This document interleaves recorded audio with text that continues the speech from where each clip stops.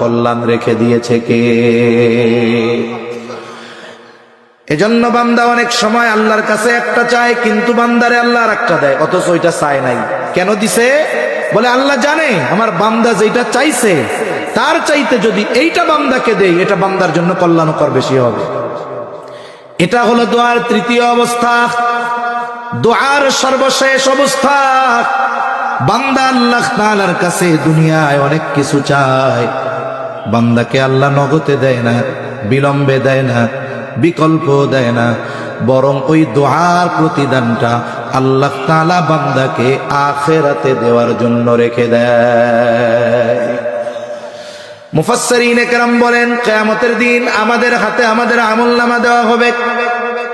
প্রত্যেকেই জানতে পারবে কি আমল করছে আর কতটুকু সওয়াব, কি গুনাহ করছে আর কত গুনাহ, সর্বশেষ তার ঠিকানাটা কি।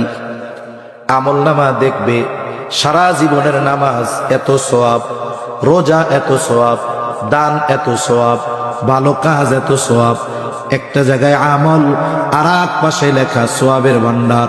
এক জায়গায় লেখা থাকবে দোয়া, পাশে থাকবে বিশাল এক সওয়াবের ভান্ডার। ও মনে করবে এই দোয়া এটা তো সামান্য এক ইবাদত, কিন্তু এত বিশাল সওয়াব কেন? আল্লাহ তাআলাকে জিজ্ঞাসা করবে, ও রব, নামাজের বিনিময়ে সওয়াব বুঝলাম, রোজারটা বুঝলাম, হজেরটা বুঝলাম, যাকাতেরটা বুঝলাম, কিন্তু পাশে দোয়া, এর বিনিময়ে এত বড় নেকি প্রতিদান, এটা কোন কারণে? আল্লাহ তাআলা বলবে, বান্দা, দুনিয়ায় তুমি আমার কাছে চাইতা, আমি আল্লাহ তোমারে দিতাম না। তুমি মনে করতা এত সুন্দর ভাবে দোয়া করো, তোমার রব মনে হয় তোমার দোয়া কবুল করে নাই। না বান্দা, যেগুলো চেয়েছো দুনিয়ায় এটা তোমার জন্য কল্যাণকর ছিল না, এই জন্য দুনিয়ায় দেই নাই। আজকের এই সওয়াবের পাহাড় তোমার ওই দিনের দোয়ার সেই প্রতিদান। এইবার উনি কি বলবে? বলবে, ও রব, তাইলে যেই সমস্ত দোয়ার প্রতিদান দুনিয়ায় দিয়ে দিয়েছিলেন, ওগুলাও যদি দুনিয়ায় না দিয়া আজকে দিতেন ভালো হইতো। তার মানে আমরা যদি দোয়ার আদব ঠিক রেখে আল্লাহর কাছে কিছু চাই, বান্দা হতাশ হওয়ার কোনো কিছু নাই।